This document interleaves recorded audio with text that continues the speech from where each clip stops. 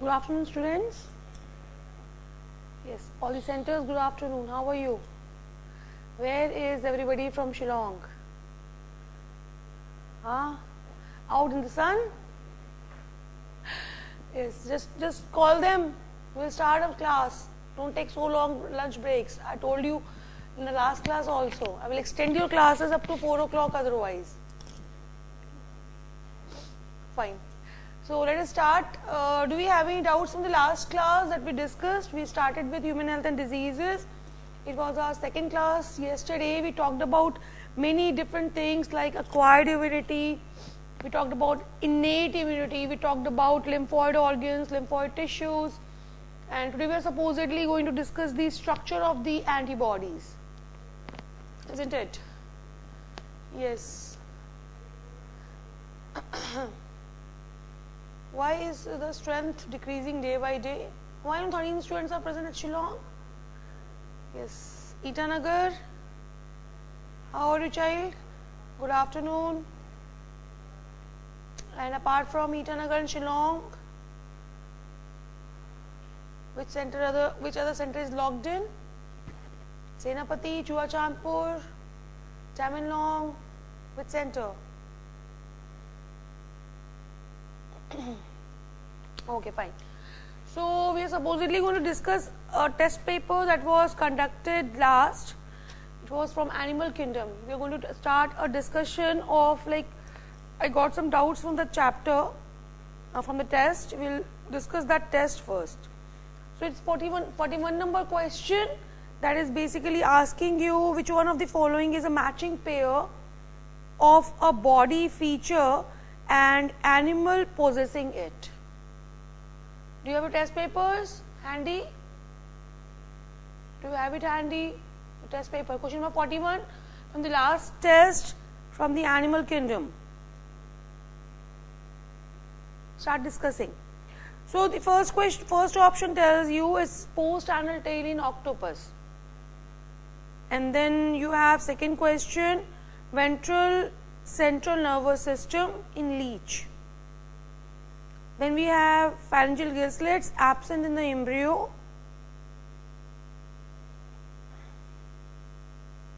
of chameleon and ventral heart in scorpion. See, the basic feature what tells is over here is that post-anal tail is always a feature of octopus.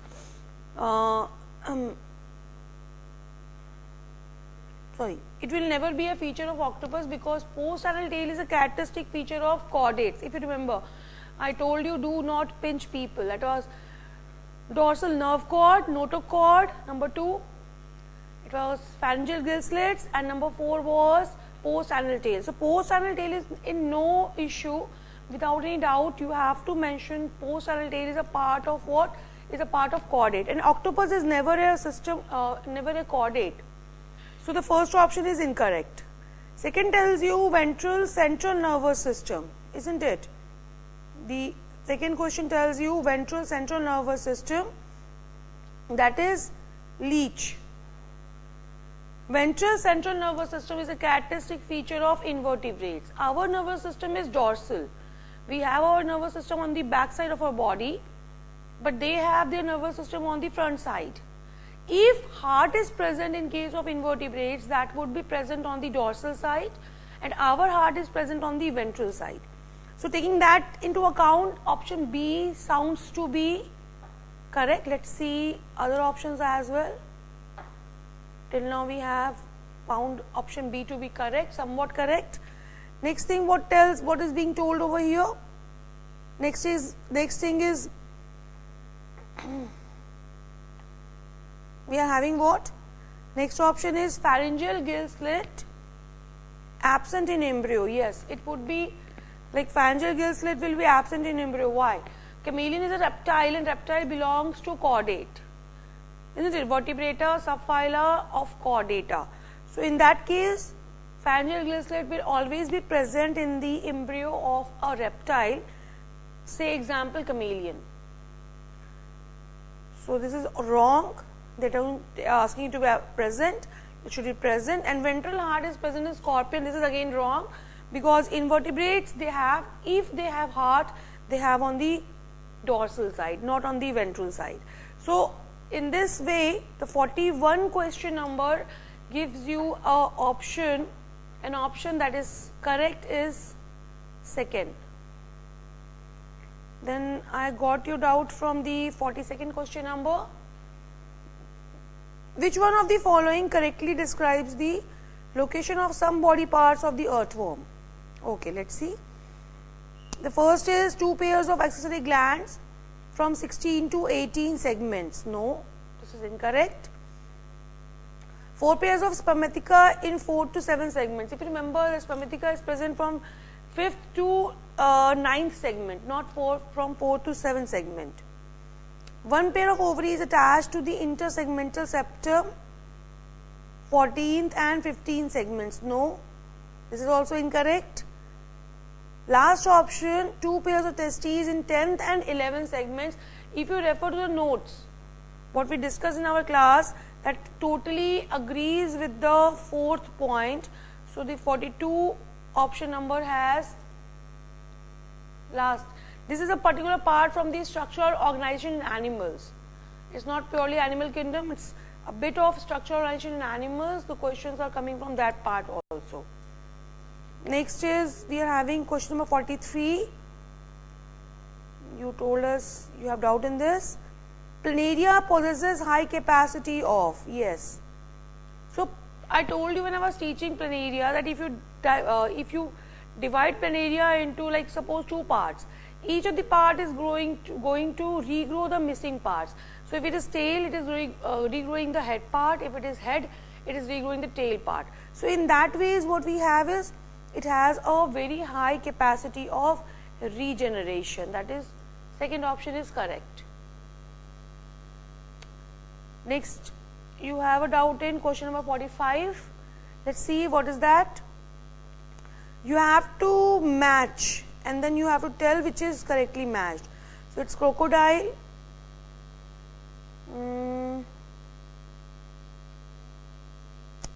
with 4-chambered heart. Yes, it is correct. We have sea urchin with parapodia. No, parapodia is a characteristic feature of annelida and sea urchin is not an annelid. Okay, so that makes the second option to be incorrect. Obelia, metagenesis. Yes, metagenesis is a term we use for alternation of generation. That is, after a sexual generation, there has to be an asexual. Asexual, sexual, sexual, asexual.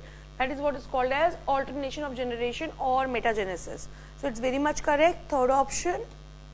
Lemur. Yes, lemur is a thecodont because lemur belongs to class Mammalia. In fact, lemur is one of the earliest mammals we have. So lemur, they are thecodont. Thecodont means the jaw actually has teeth embedded into it. So it's thecodont. It's also correct. So taking that into account, we have the first, third and fourth correct. That is option number D is correct. Next we have is 51 question number. Let me know apart from this if you have doubts in any other questions also. This is what I got it from your side. 51st question number we have, which of the following pairs of the animal comprises jawless fishes? Okay, good one. So jawless fishes are which fishes? They are basically those fishes that are coming into cyclostomata. Remember? So the 51 question number, they are talking about lamprey and eel. Eel is not jawless, eel is cartilaginous. Lamprey is correct. Lamprey is no doubt jawless fish, but eel, the second part is not correct. Mackerel, mackerel is a marine fish and rohu happens to be a bony fish. So they are again not the options. Lamprey and hagfish, hagfish or mixine. Yes, mixine sounds somewhat correct over here. Guppies, guppies and hagfish. Guppies are totally bony fishes. So this makes the third option to be correct for 51 question number.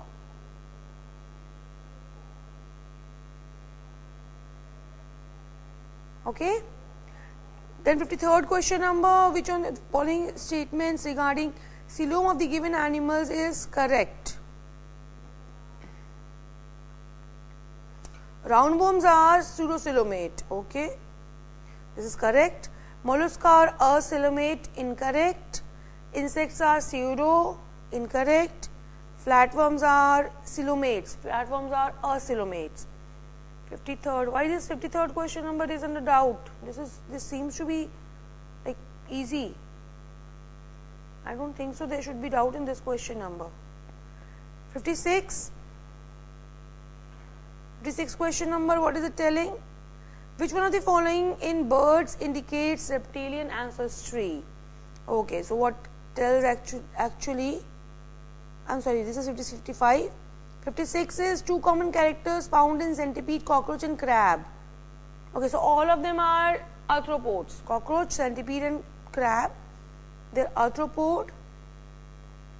Compound eye, anal cerci, no. Anal cerci is a characteristic feature only found in cockroach, not in crab and centipede.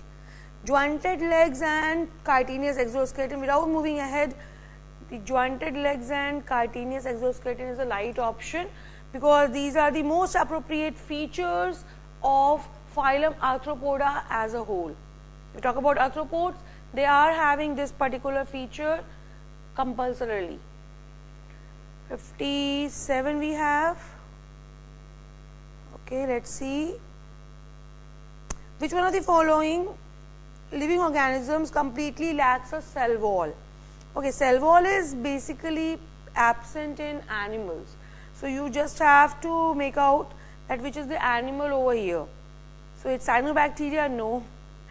Is it sea fan Judonia? Yes, it is an animal. Saccharomyces is a yeast, and Staphylococcus is a bacteria. So this is an easy question. There shouldn't have been doubt, but still Gonia is the correct option because they are animals, they don't have a cell wall. 57, and then last question from this paper, 60 number. Which one of the following phylum is described by given statement? Okay, let's read out the features: bilateral, symmetrical, triploblastic, segmented and coelomate. Okay, so segmented are only three phyla, either it is Annelida or it is Arthropoda or it is Chordata.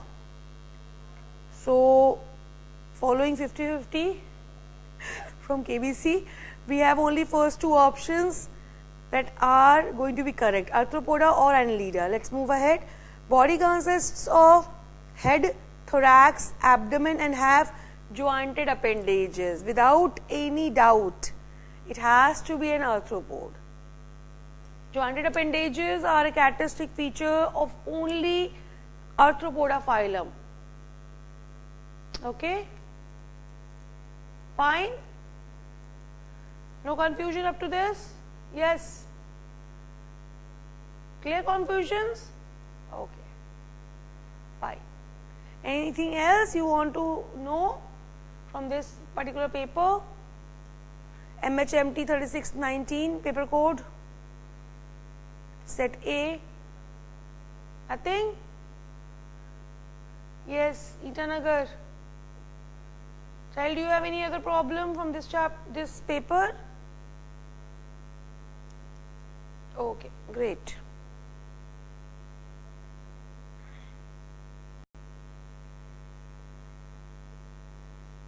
So I guess we should move ahead with the chapter with the structure of the antibody that we were supposedly going to start today. So what is antibody? Is it a part of humoral immunity or cell-mediated immunity? Antibody is a part of what? Humoral or CMI? Okay, very good, Itanagar. Yes. Which center is logged in? Tamil Senapati? Please respond.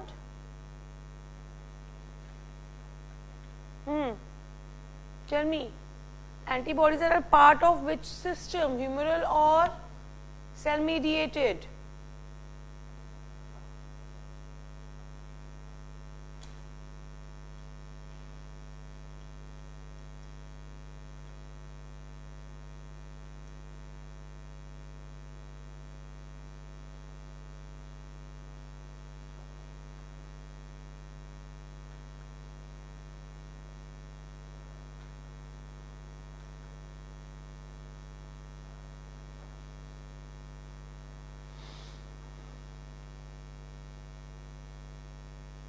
Tell me, antibodies are part of what system?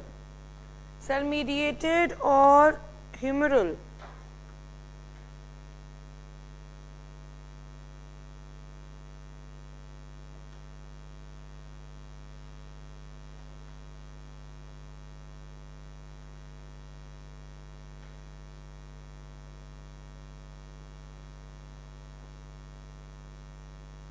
Yes, they are part of human immune system. Let's quickly see their structure. I will drawing a very simple diagram.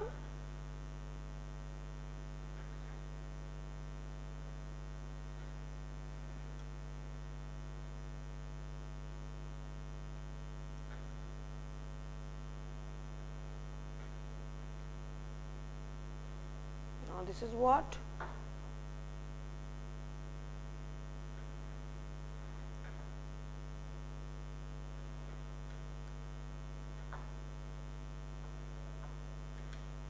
This is the heavy chain.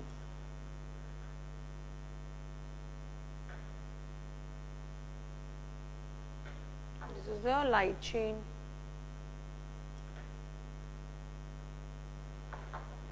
Okay, and these are settled down by disulfide bonds in between. Now this region of the antibody is going to vary from one antibody to another, and this region is said to be what? This region is said to be the antigen binding site.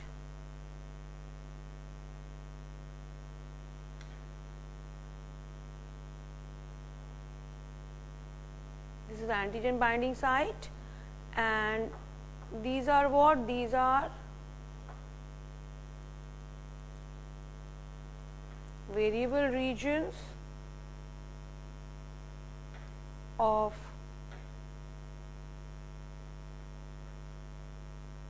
antibody. So whatever your antibody structure might be like, this particular region is actually going to vary from one antibody to other.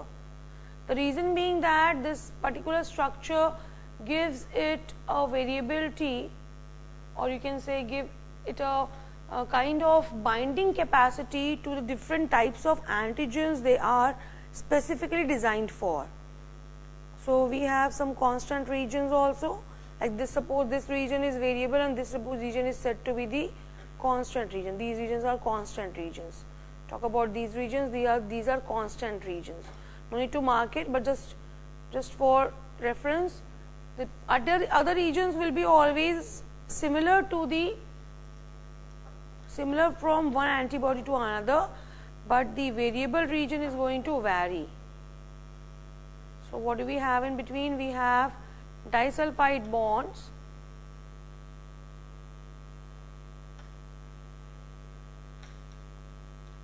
between the chains.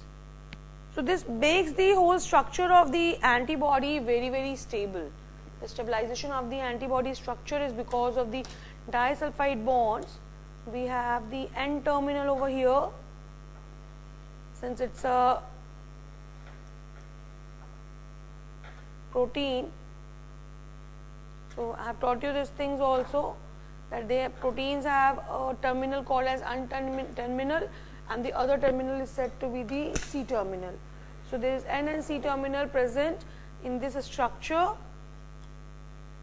and this is what is basically the constituent of the humoral immune system. The other name is antibody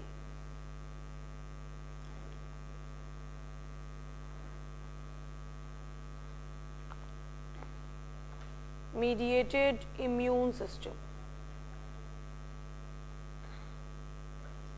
So this is a part of the humoral immune system or the antibody mediated immune system.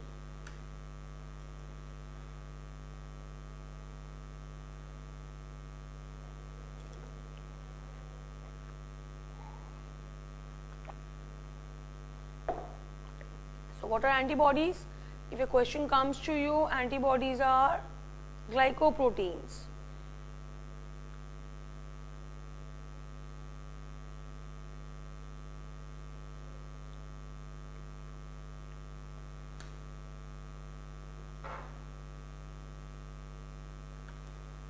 Antibodies are glycoproteins, and we call this structure to be H2L2 structure, where there are 2 heavy chains and 2 light chains. So total we have 4 polypeptide chains, and these 4 polypeptide chains are bound to each other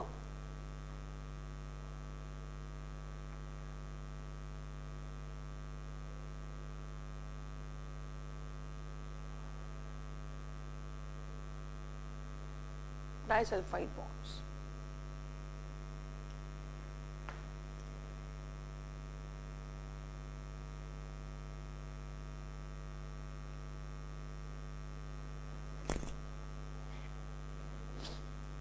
So antibody binds to antigen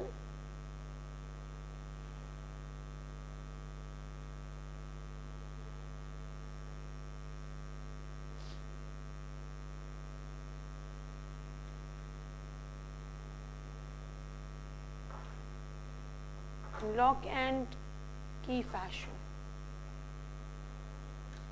So the specificity you can understand by this thing, that when they are binding to each other, they are so highly specific that one antibody cannot bind to another antigen.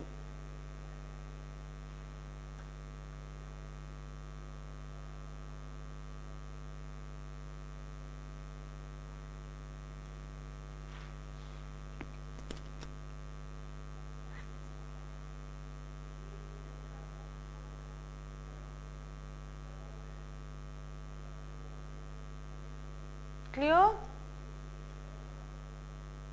Yes, Shillong, Itanagar, are we sorted up to this?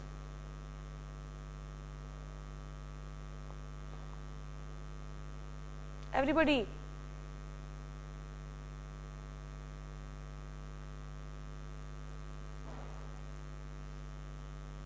Okay, very good. So I told you about 5 different kinds of antibodies in the last class. So we are going to just see once again. I told you IgG, I told you IgA,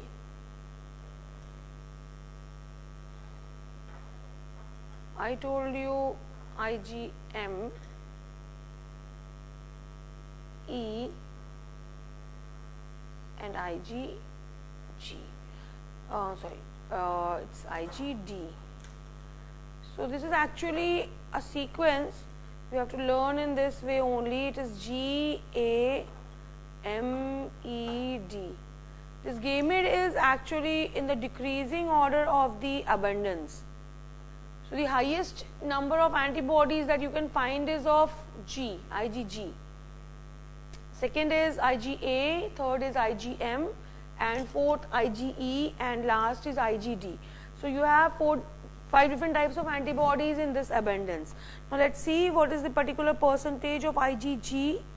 IgG has a percentage of 75 to 80, IgA has 10%, M has 5 to 10%, your E has only 0.05%, D has 1 to 3%.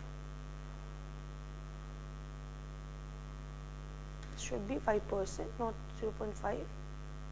E should be 5%. So you have this percentages of the different types of antibodies present in your body.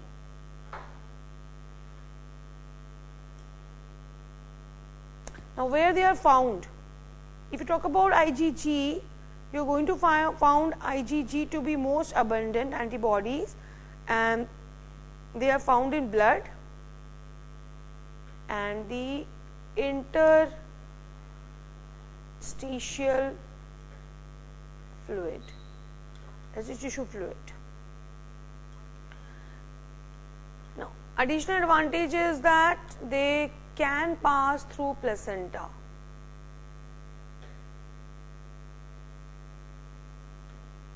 They are able to pass the placenta as well important feature about them. IgA, this is the primary antibody that we have talked about in yesterday's class and previous chapters also, colostrum. Apart from colostrum, you have sweat, you have saliva, you have mucus, tears, all having this particular antibody. So it's basically body fluids. Colostrum, sweat, saliva, mucus, tears, these are body fluids, and the body fluids are rich in this particular antibody. The specific feature about this antibody is that this protects the mucosa, obviously. You know why? Because your mucosa is very much prone to different kinds of disease causing pathogens, and that is what is your mucosa needs protection, and that is done by IgA. IgM, this is the first antibody whenever your body is preparing itself for an encounter with an antigen. So first antibody to be prepared in response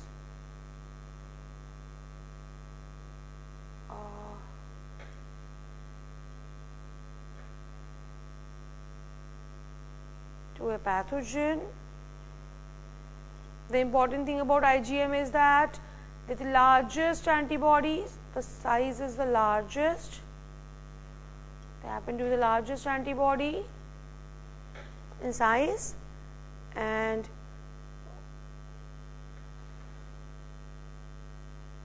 they bind the antigen very strongly or perfectly. So antigen binding capacity of IgM is very, very efficient. Once they bind it, they are not going to release the antigen in any ways. Next is what we have is IgE. Obviously IgE, you know what is it basically related to? Present in mast cells,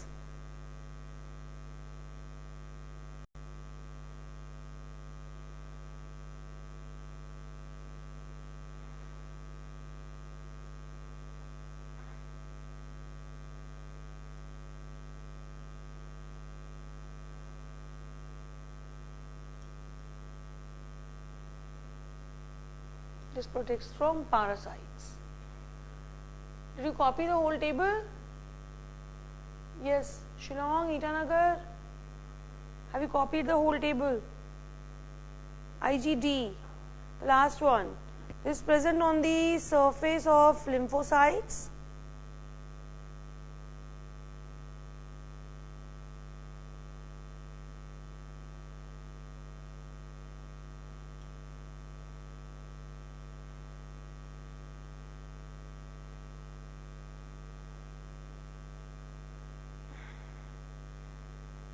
And what do you have is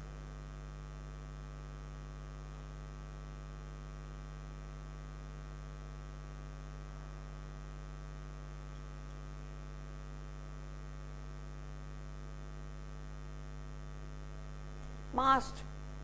It is MAST, basophil. I have taught you body fluids and circulation. You cannot ask me these kinds of questions. This is mast cell or basophil. MAST. This is basophil. Mast cells are also called as basophils. We have done this chapter, body fluids and circulation.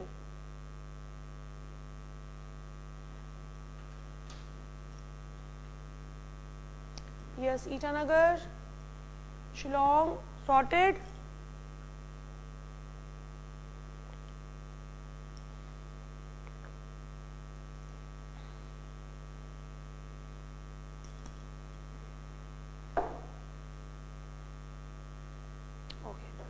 So can we do some questions? Question number 1.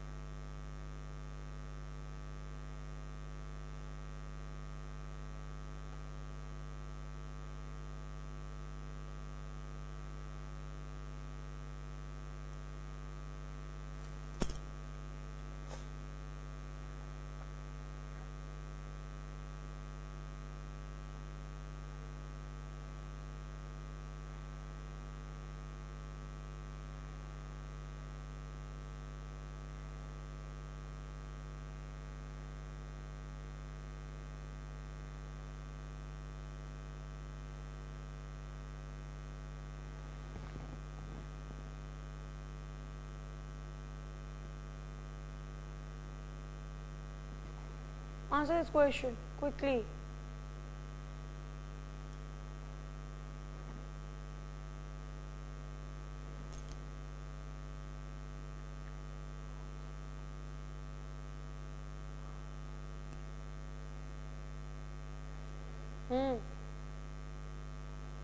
Yes.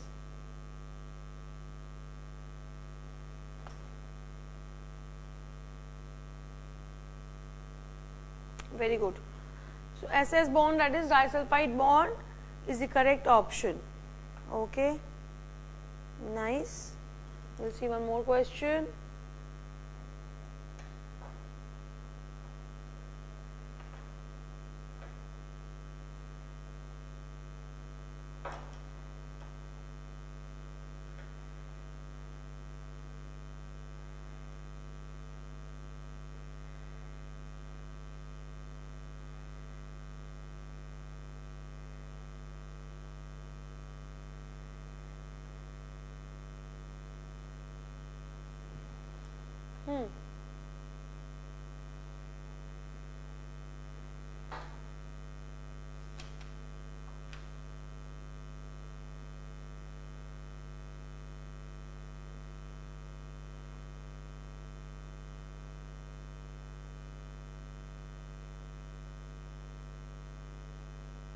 Done?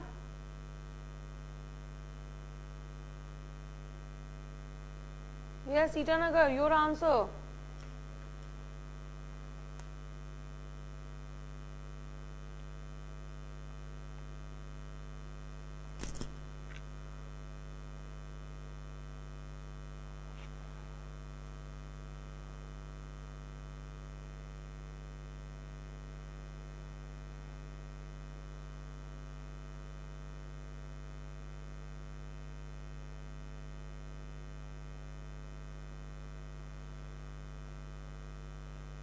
Yes, very good. Keep it up. So, colostrum is rich in IgA. I told you IgA is basically found in body fluids. So, now antibody thing is done. You know much, you have a very good idea about antibodies, how they are going to protect your immune system, your body. That is well understood by us. We will start a new topic, that is vaccination and immunization.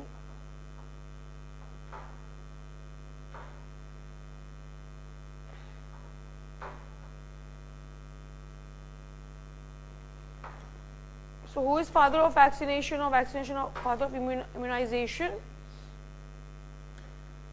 First of all, what is vaccine?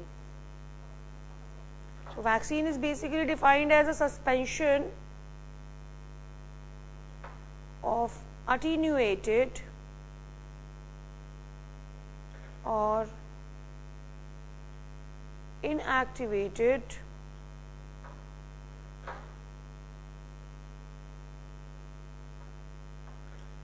pathogen or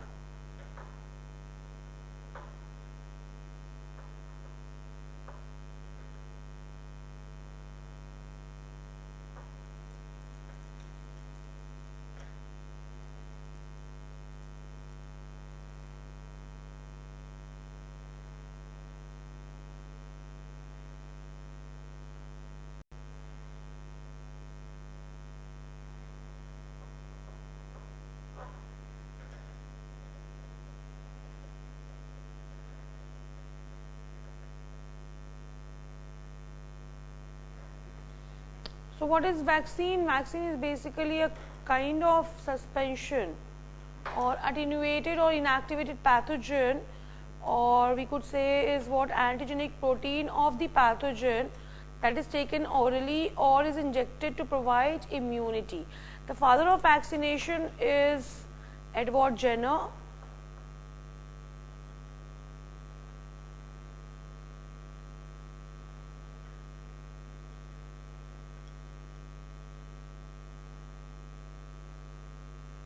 So, do you know the story behind Edward Jenner? Why Edward Jenner is said to be father of vaccination?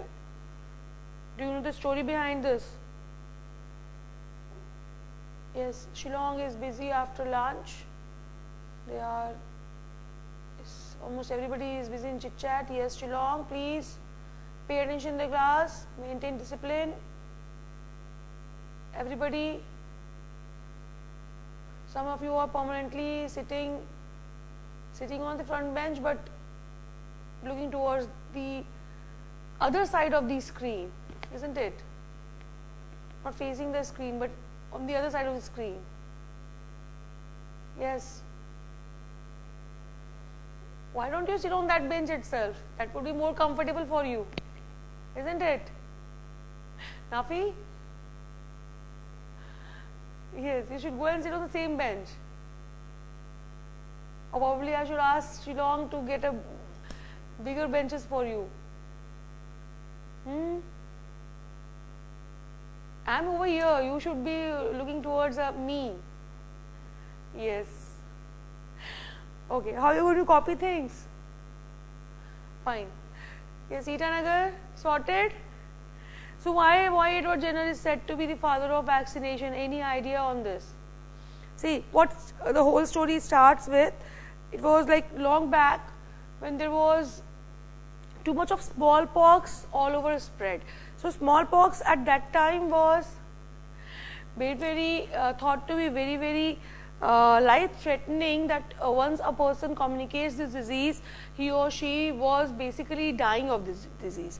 So Edward Jenner noticed that the people who are working with the cows, that is the milkmaids and those whosoever were working with the cows, they were having a very little cases of smallpox. The reason being that he found out a similar kind of pox of a lesser intensity infecting the cows also. He called them to be cowpox. Now what he did, he took a experimental, human experimentation are now banned. We cannot do this experiment in today's era. It was long back, so he was able to do this, but today we cannot do these things without ethical clearance, and we need many more documents. So please don't do these things at your place, don't do these experiments. They are totally illegal, they are banned without ethical clearance, without acceptance, you cannot do them. But yes, at that time the laws were not that strict. So what Jenner did was, he took a small cow pustule. Pustule is a kind of, you can say, kind of an eruption which is filled with a fluid matter. Just like eruption is filled with a fluid matter, which is very common in the pox cases. So he took a cow pustule, took out the fluid out of it and injected in a small child 8 years old. So he started to notice the boy, and he found out that when actually smallpox virus or smallpox fluid was injected in his body, he was not able to get that disease. His body actually fought back and smallpox did not occur in him. So this was a very clear thing over there, that smallpox has somewhat like similar kind of composition. The smallpox virus has a similar kind of composition as the particular virus of the small cowpox, and this actually led to a kind of immunity in the boy's body to fight back the disease. So this was the whole story where vaccination started after Edward Jenner. So Edward Jenner was the pioneer in working on smallpox, and because of him we should be proud that smallpox is eradicated now. We will not find smallpox cases now. So it is found to be eradicated. We won't find any of the smallpox cases now in the world, and this was basically vaccination. Then it was Louis Pasteur, yes, the same Louis Pasteur who had many contributions. Louis Pasteur, what he did, he started to inactivate the pathogen.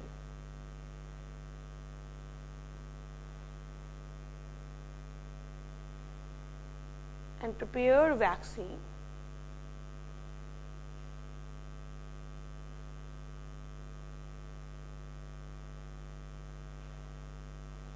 What kind of vaccines did he prepare? He prepared chicken, cholera. He prepared vaccine against anthrax. Anthrax was like 20 years ago, it was taken to be a very big havoc, and rabies. So he prepared all these vaccines. So he has also made an important contribution to the immunization field.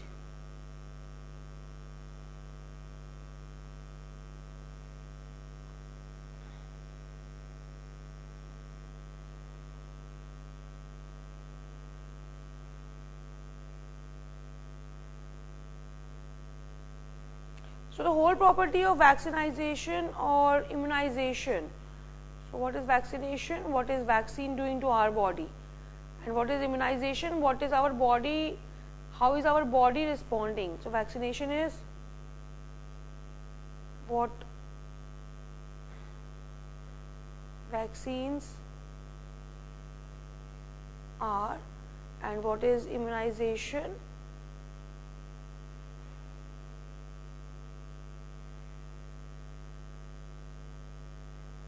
How our body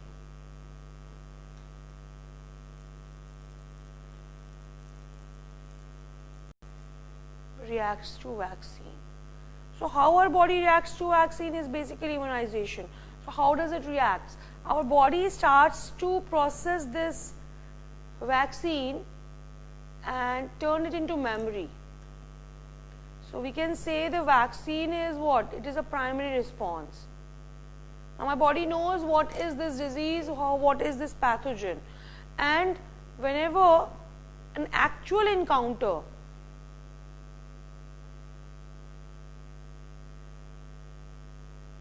or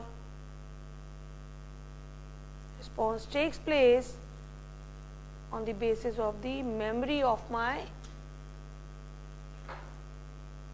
B cells or T cells. So this is how vaccine works.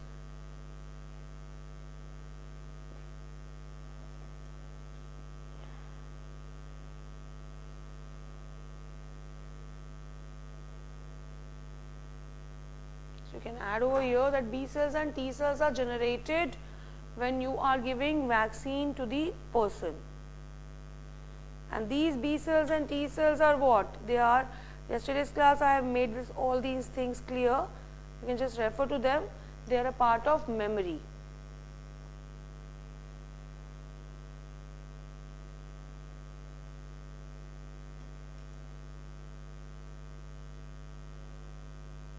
Done? One more question.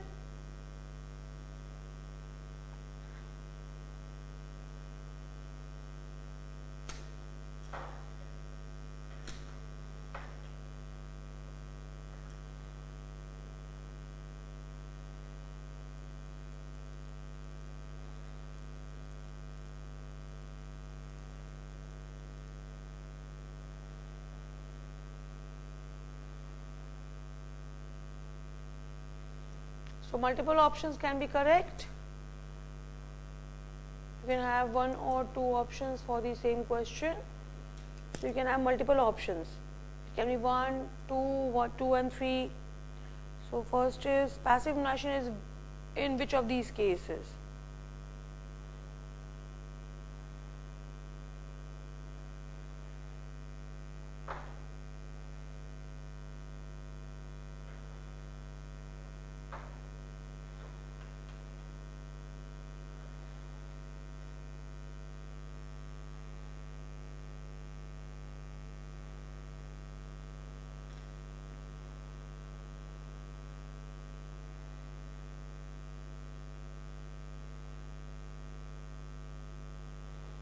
So you can have more than one options correct. Like it can be AB, it can be AC, AD, BC, BD, anything. So you have to give me two options, or more than two options can be correct. One option can also be correct. It is a multiple option question.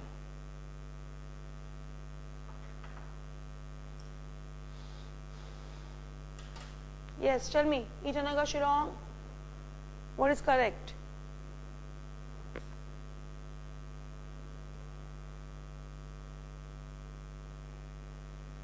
quickly.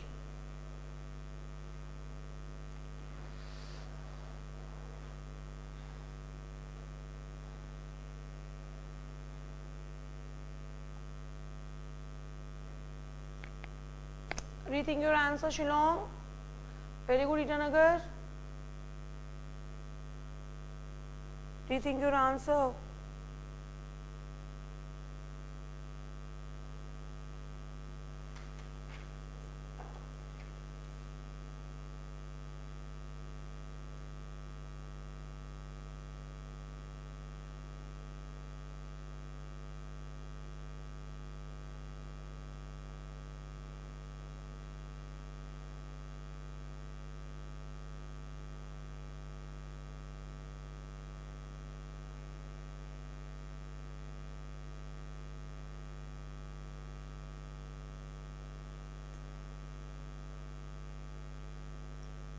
Yes, this happens to be, I told you yesterday also, A and B options are correct.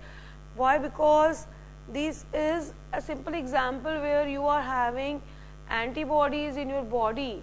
Antibodies in your body are injected from outside that help you to fight back against a specific disease. So this makes both the options A and B to be correct. Okay, sorted.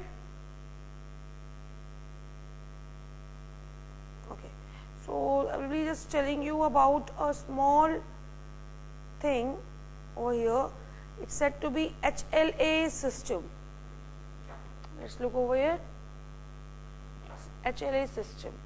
You don't have much about this in your NCERT textbook, but yes, these are important. What is HLA? It is human leukocyte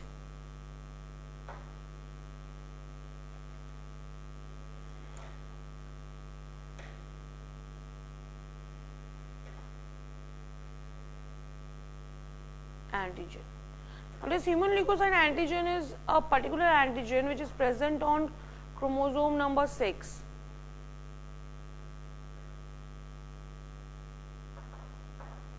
It's present on chromosome number 6, and what are they?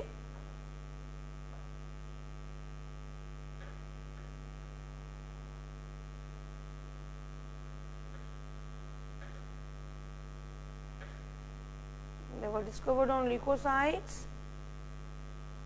and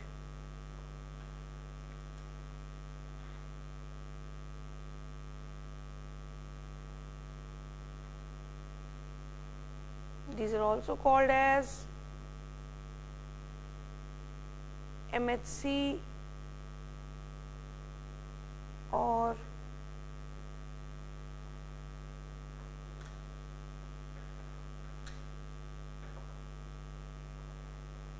major histo chromosome number 6. This is number.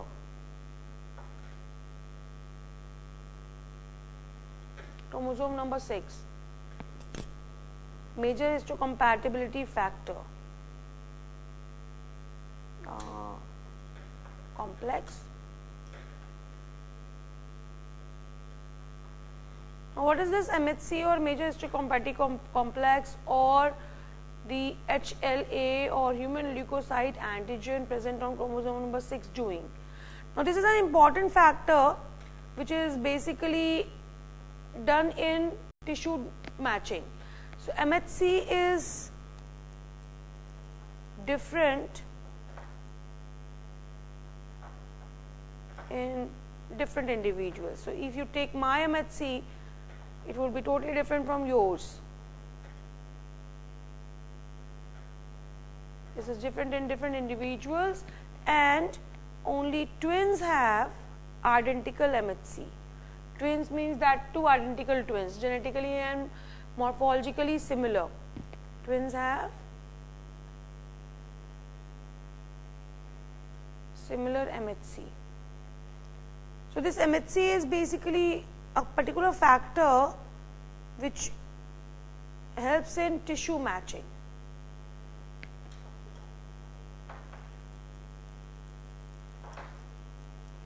That's the reason why we can take tissue grafts from very close relatives, and siblings are thought to be the closest of all. Biologically, your closest relative is your sibling. Surprised to know that?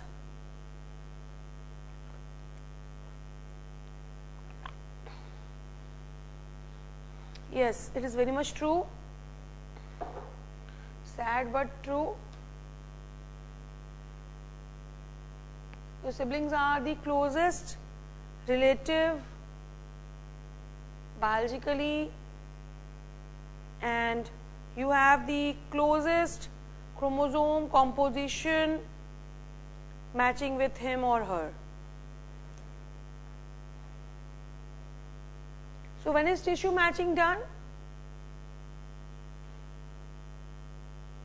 This is done before tissue or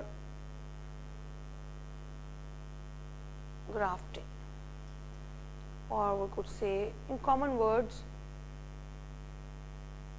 transplantation. So whenever we have heard about a kidney transplantation, we have to understand this thing, that from donor and recipient, both of them should be they should have a tissue matching, which is basically depending on what? Which is depending on the MHC or the major histocompatibility complex. The lesser the variation in the MHC, the more is the acceptance of the tissue feasible. So both the MHCs are in this way, going in different directions. The tissue matching would be a different task, and we cannot take the graft of those people. Okay? Who is it outside window? Who is it outside the window? I'm watching everybody. Yes.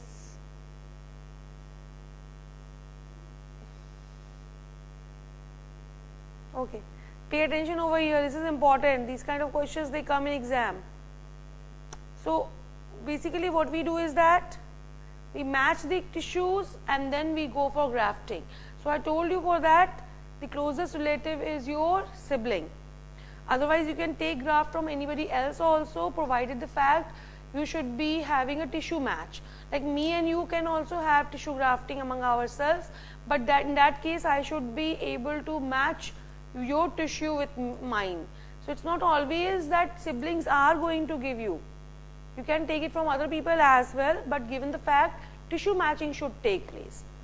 Okay? Am I clear? Now, so after transplantation also,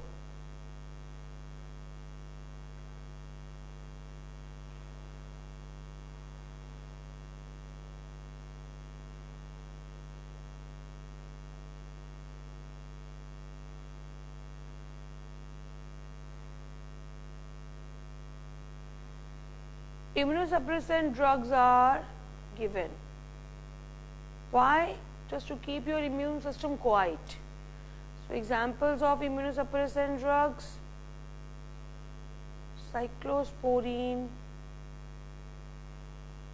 A. Cyclosporine A is an immunosuppressant drug which is given to the patient after transplantation to keep their immune system less active.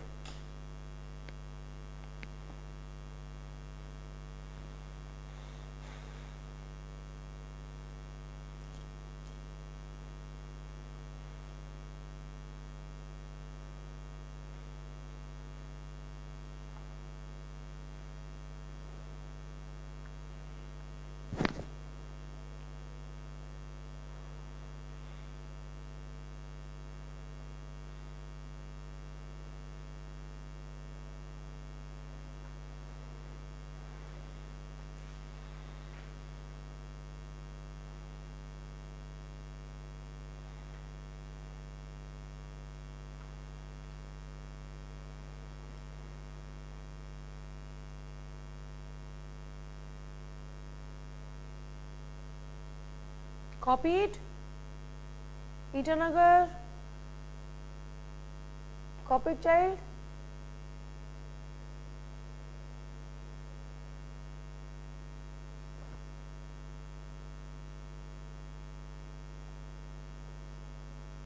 Okay.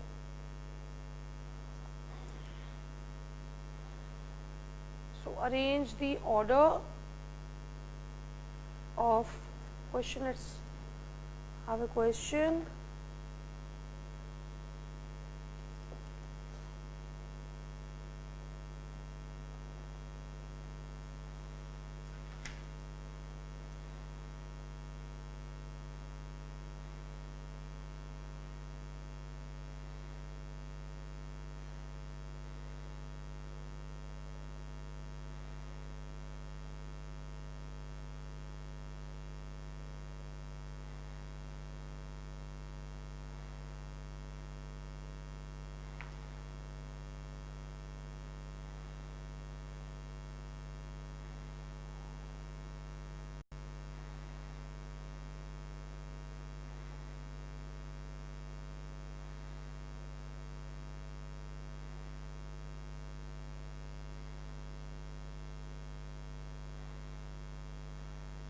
So you have to arrange this in the order of graft acceptance.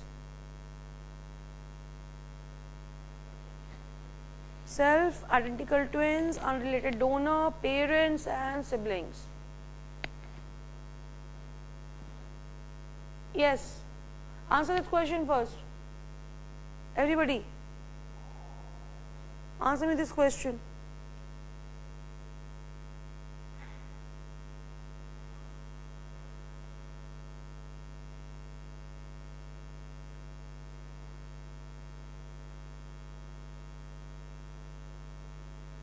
Quick.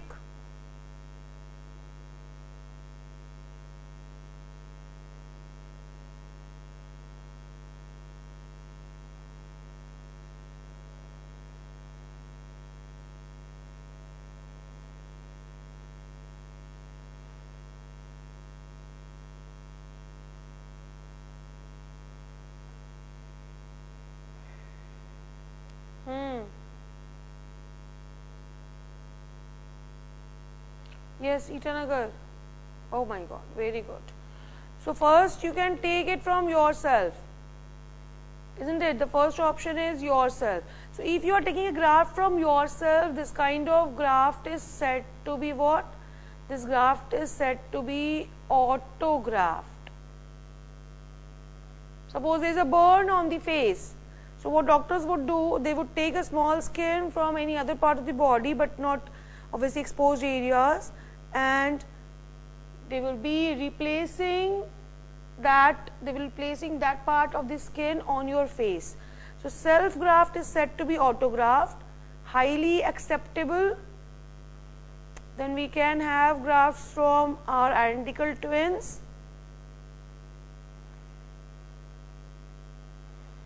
This is said to be isograft. So if we are taking from the identical twin, said to be isograft. Then after this we can take a graft from our siblings.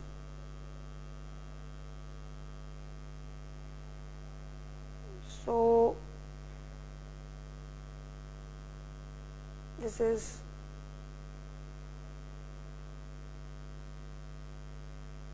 allograft, and after siblings we can take a graft from our parents. This is also allograft, and finally we can take it from an unrelated individual.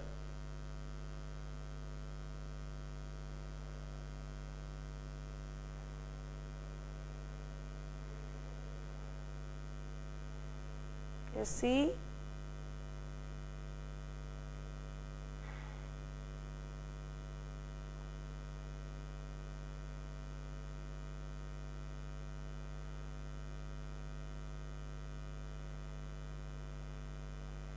is also allograft.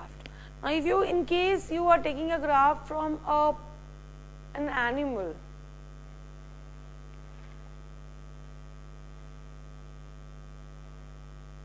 a graft from different species is called as xenograft. So chances of getting rejected of xenograft is the highest.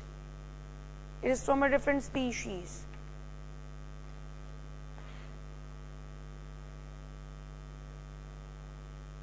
Next question.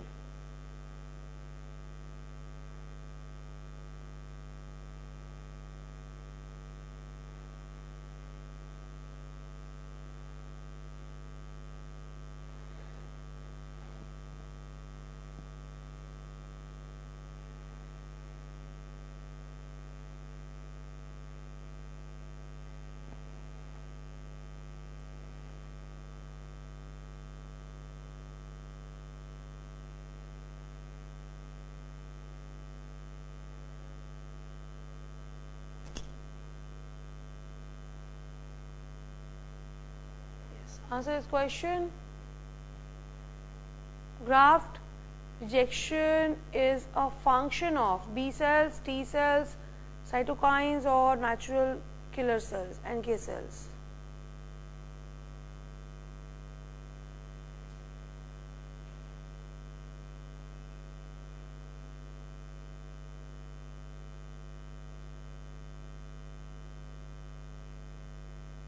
Shillong, please maintain discipline in the class. What is going on? Are small children or what? Huh? This is the way you behave in class. Yes, 12th pass students. You will be voting in the next elections. Please maintain discipline in the class.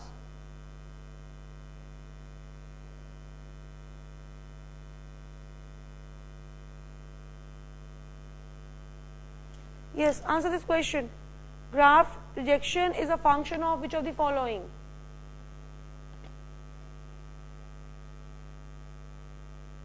B cells, T cells, cytokines, NK cells.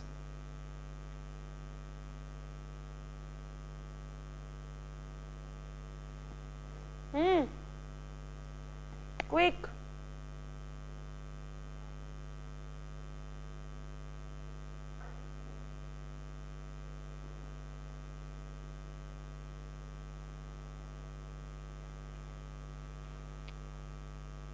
That is a function of T cells. So when you talk about graft rejection, it is basically a function of T cells. That is because of the cell mediated immunity.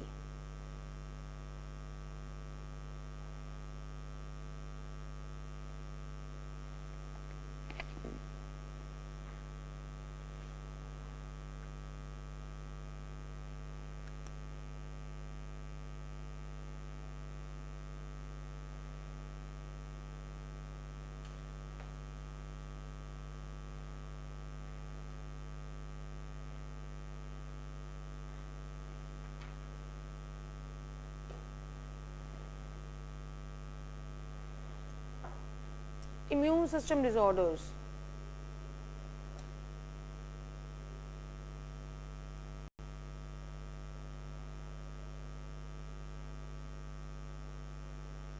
The problems of immune system. The first problem is allergy. So what is allergy?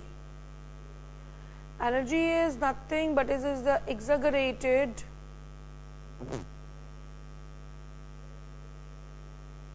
response of the immune system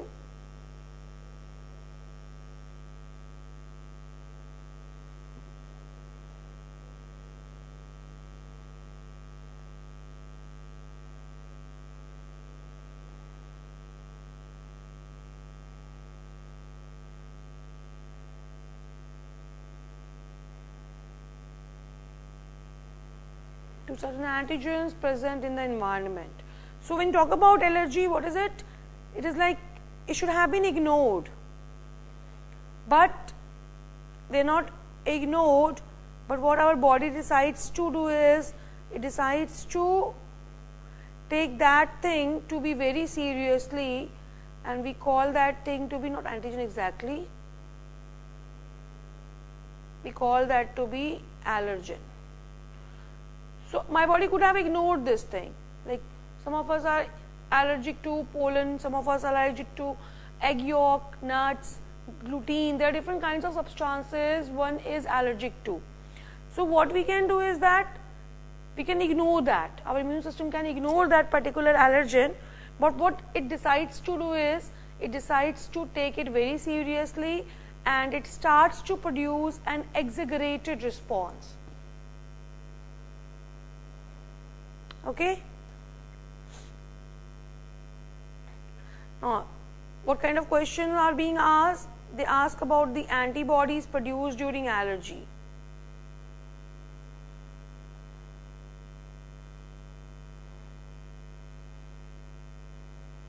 The antibodies produced in allergy is IgE. We have IgE allergy antibody in the allergy condition.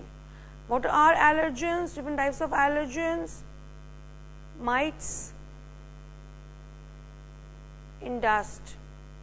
So people say I am allergic to dust. They are not actually allergic to dust, but they are allergic to the mites present in the dust. So it's mites in the dust. Next is you must have heard about pollen allergy as well.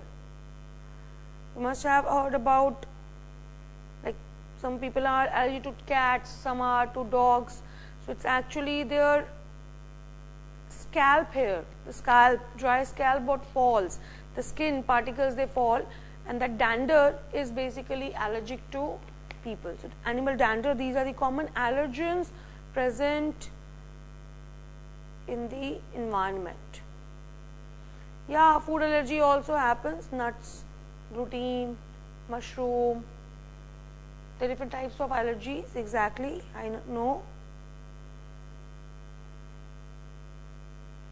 Let's talk about symptoms. Let me know if you have copied. I'll talk about symptoms.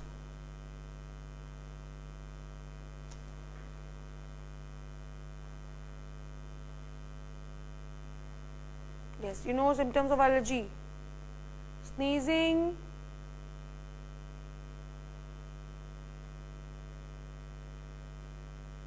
watery eyes,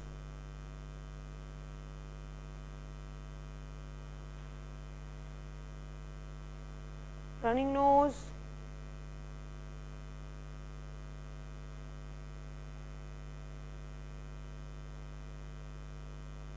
and difficulty in breathing. These are some of the symptoms of allergy.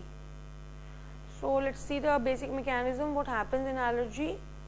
First of all, whenever our body is exposed to an allergen, I have taught you this in body fluids also,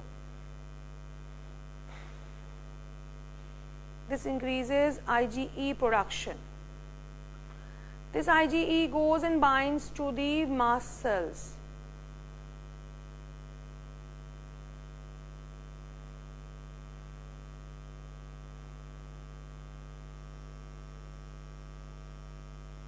And causes its degranulation, that is breakage.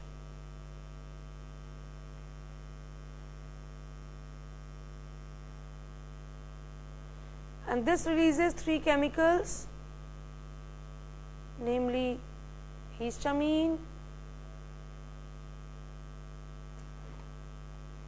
serotonin, just taking it away from this side,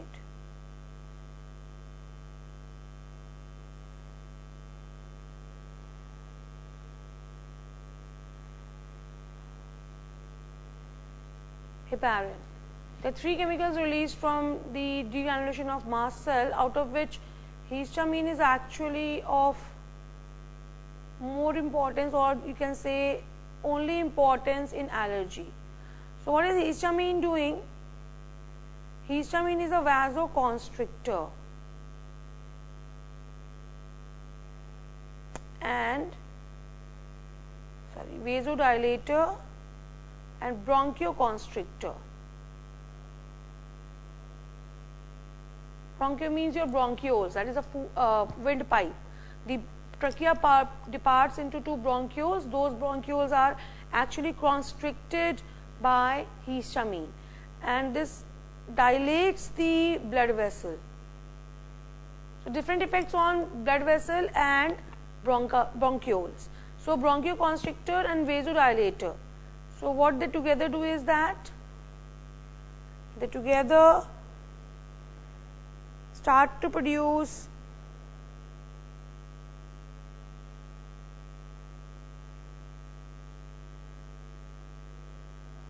allergy with these symptoms. The symptoms are sneezing, watery eyes, running nose, and difficulty in breathing. One of the most important example of allergy is asthma. I have taught you this also. You know, asthma is an example of allergy. You can talk about hay fever as well. This is also an example of allergy.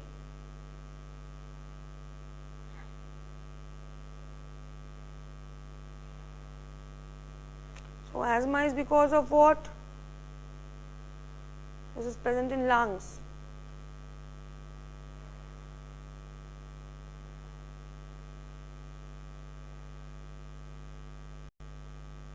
Problem of lower respiratory tract.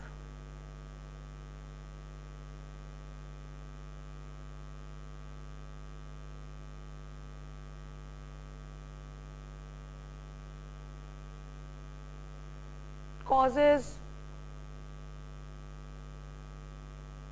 difficulty in breathing.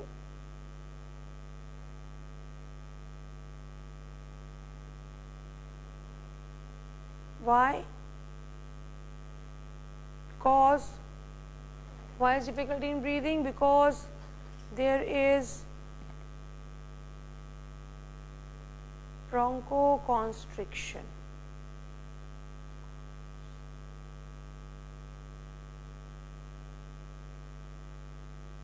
And we have is hay fever. What is hay fever doing? This is basically the mucosa of eye.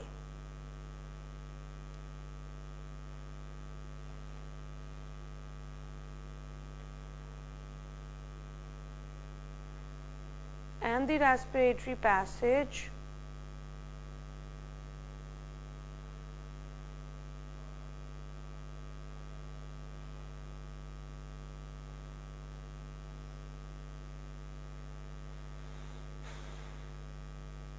It's caused because of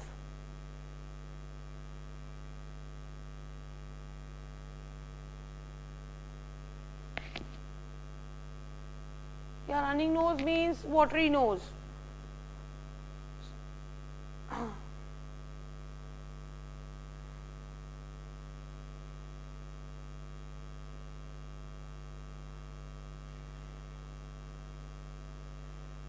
Sorted? Yes.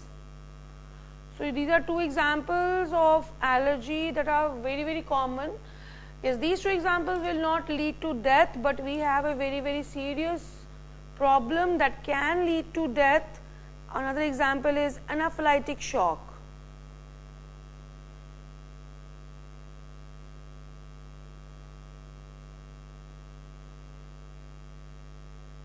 So this was A, this was B, and this is C, the third example for allergy. Anaphylactic shock. Now what happens in anaphylactic shock? Basically we have studied this thing that this is the vasodilator. Vasodilator means what? If vasodilation happens, so what does allergen do or histamine do is that it causes vasodilation. That means the blood vessels will dilate and more of blood volume, or you can say blood plasma, will start leaving the blood vessels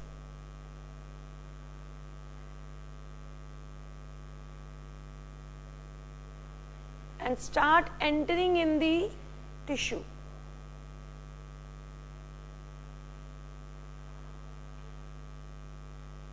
Okay. Now once they start entering in the tissue, the next problem starts to happen since they are leaving the blood vessels. So this is going to do what? This is going to decrease the blood volume. Low blood volume, I have told you a number of times. If there is low blood volume, this is going to decrease the blood pressure. This low blood pressure means there will be decreased supply of blood to vital organs including your brain.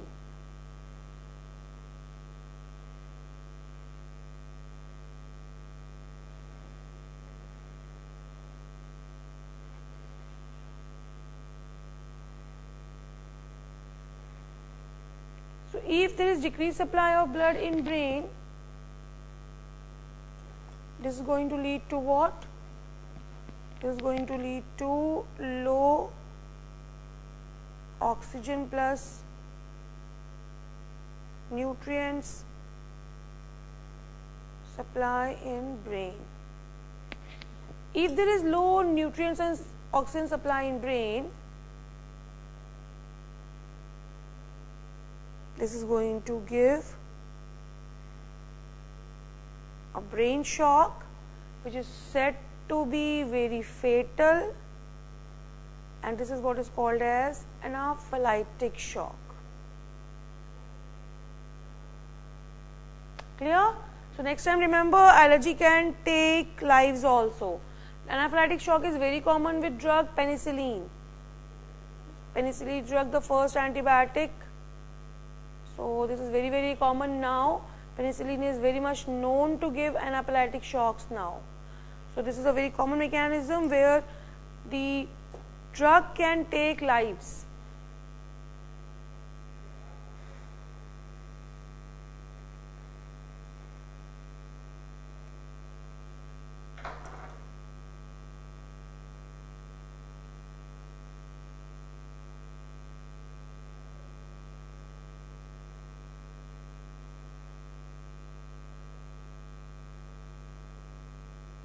Clear?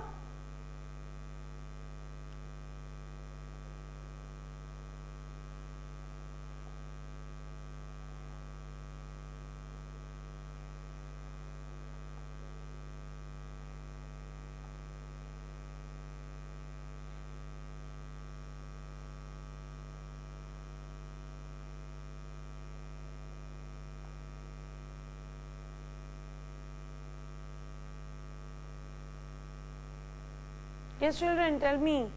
Done? Copy it.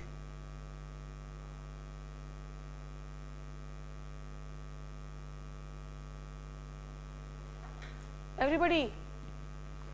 Yes, Shillong. Oh, where are you going?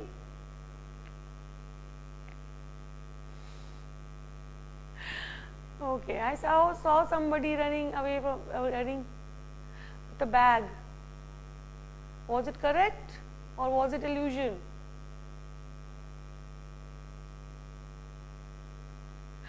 Okay, fine. Last one is yet to copy. Please copy this thing. Okay, Adne, copy this please.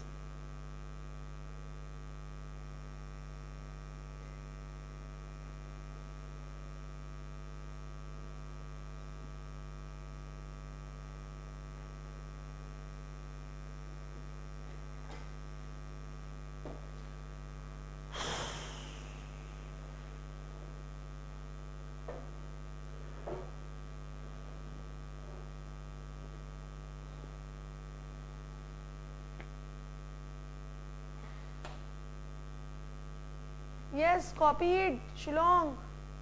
Okay, doctor's appointment. Okay, no issues. Please copy. Ah, very good.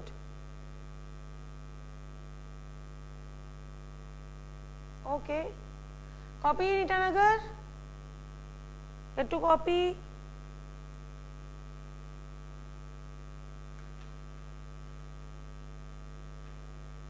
Okay, very good.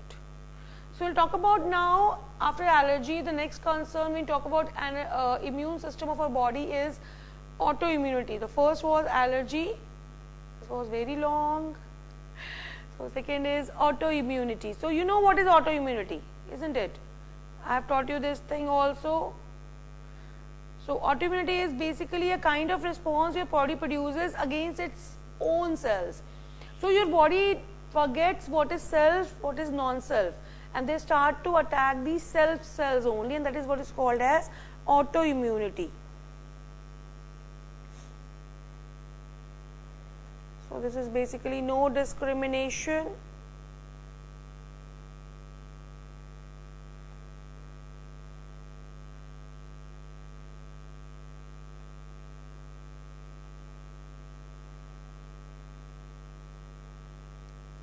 Between self and non-self,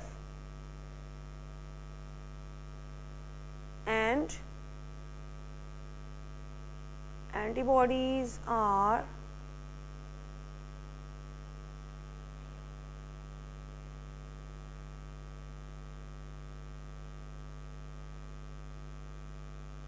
formed against self cells. So let's quickly look upon one by one examples. I guess we have done these examples earlier also, but yes, since this is a chapter, we have to say revise, or let's see once again. Myasthenia gravis. This is basically what happens is we have antibodies in this disease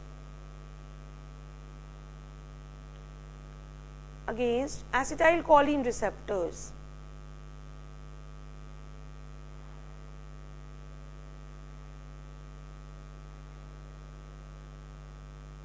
When antibodies are formed against acetylcholine receptor, what would happen? The receptors would be destroyed, isn't it? ACHR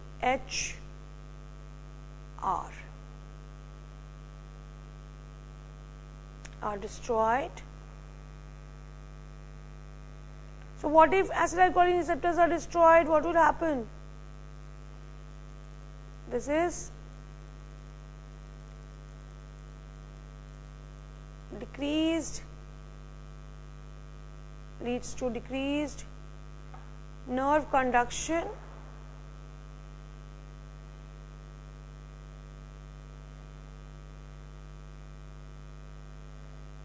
and decreased muscle contractions, or say muscle movements. So in this way, this is going to damage the muscles, and what happens is the muscle degenerates.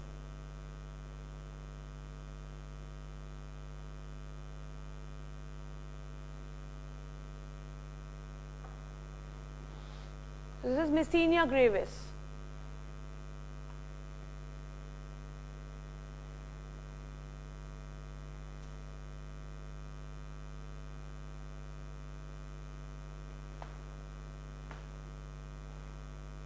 Done. Other examples you can refer to chapters also. I have taught you. I have taught you Hashimoto. Just refer to chemical control and coordination. You have Hashimoto disease where you have antibodies forming against thyroid gland.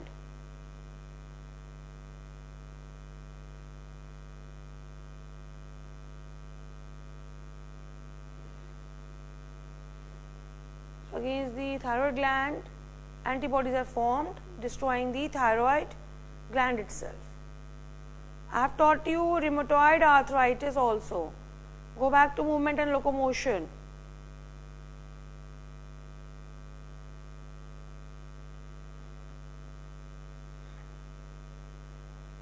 I have taught you rheumatoid arthritis. What happens in rheumatoid arthritis? There is production of IgM, antibodies, and they target the synovial membrane.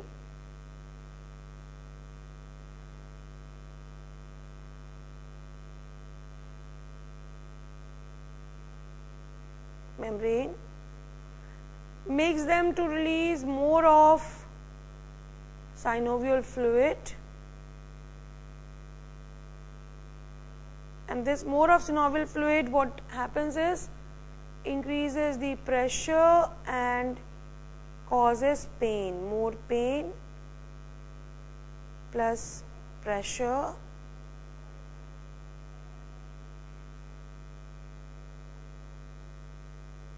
and finally the joints, they become immovable.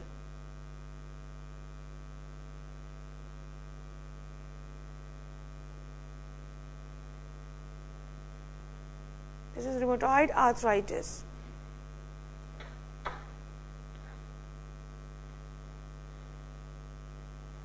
And I have taught you insulin dependent diabetes mellitus, IDDM. Again in the chemical control and coordination.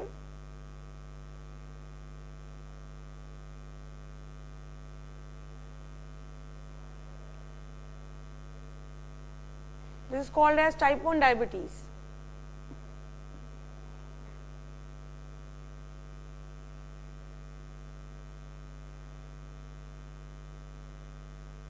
What happens in them, this is that beta cells of the pancreas are destroyed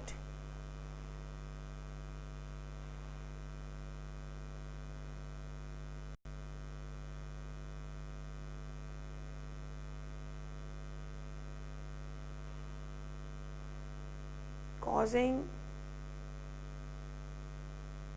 diabetes mellitus, that is more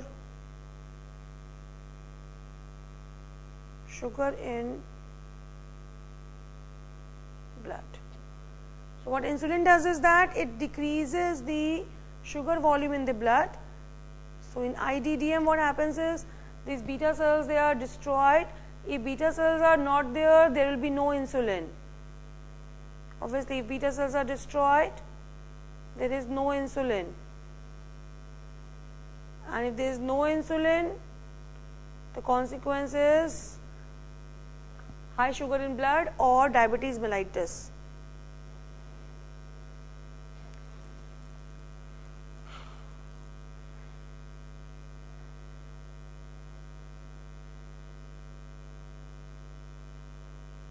There is one more disease, multiple sclerosis.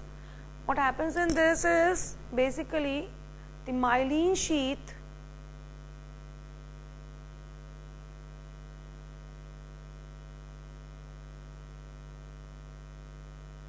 of nerve cells are destroyed.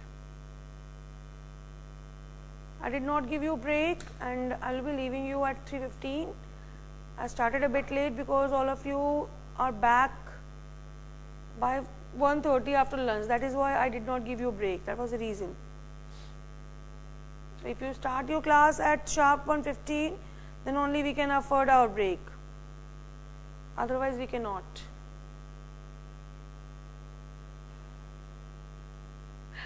Yes, I wish you people get selected with good marks. That's why I am going to teach you without break, giving you more and more stress.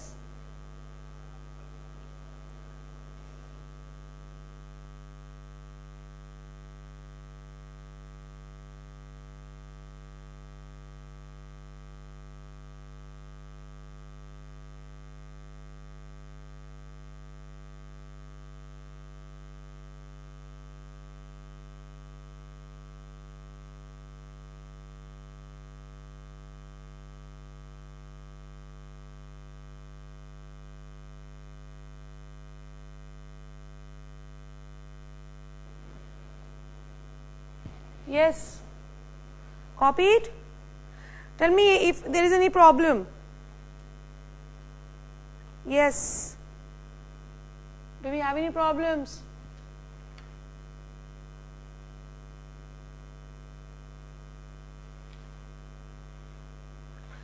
Okay, give me examples of 2 immunodeficiency disorders. Quickly. The third case. Allergy was first, autoimmune is second, and third is immunodeficiency disorder. Give me quickly 2 examples of very good, Shillong. Great. Immunodeficiency disorders, 2 examples. Any 2. I will be giving you an easy one. I am occupying this example. Now apart from this, can you give me some more examples? One is from Shillong. They told me lupus. Very good. SCID. SCID is what? SCID full form is severe combined immunodeficiency. Severe combined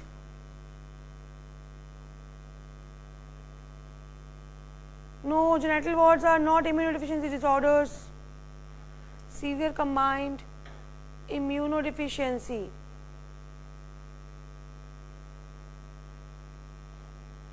Okay.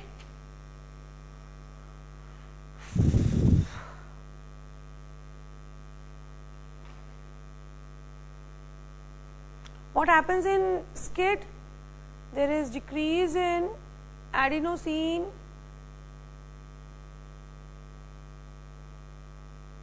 deaminase.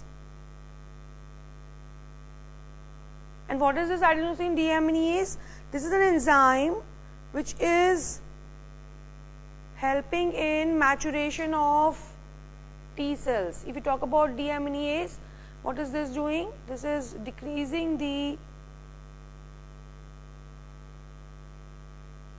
maturation of T cells.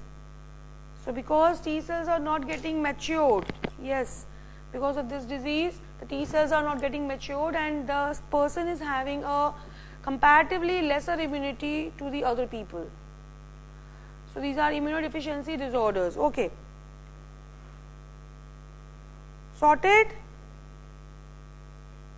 Okay, fine. So, we are going to see this topic, HIV or AIDS, in the next class, plus we will be talking about cancer also in the next class, and the drugs, addictive drugs, what you should not take. Okay, fine. So, let's go back home, and we have done a lot of things in this chapter. First of all, read your NCERT, then go through these notes and start solving questions. Fine.